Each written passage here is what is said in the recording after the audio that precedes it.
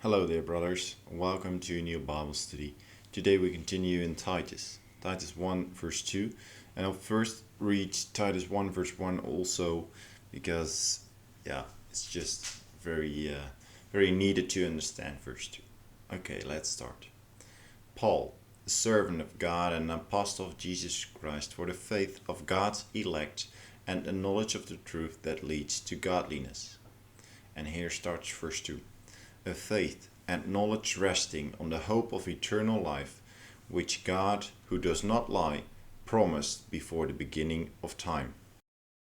In this verse, Paul continues his introduction with three phrases that define the faith and knowledge he spoke about in the previous verse. In doing so, he contrasts them to the other believers prevalent in the Roman Empire at the time.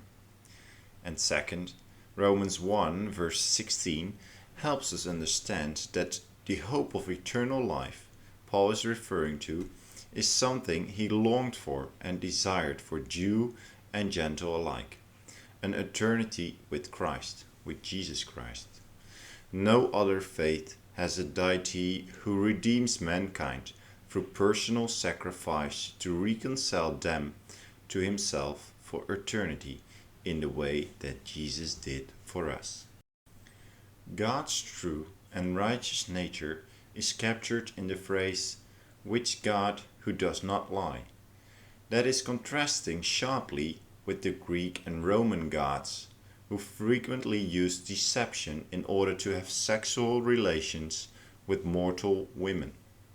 This idea of tricking or lying to achieve influenced many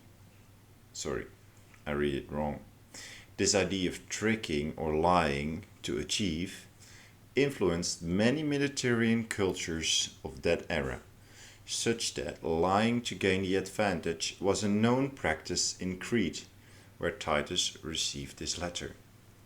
And fourth, note that God's promise of eternal life occurred before the beginning of time. In Genesis 2:9, we find that God had planted the tree of life and the tree of knowledge of good and evil in the middle of the Garden of Eden. Only the fruit of the tree of knowledge was forbidden, implying that God intended for mankind to eat the fruit of the tree of life. Brothers, today we face a whole host of other gods, and the Christian faith still stands uniquely among them, for the same reasons Paul identified.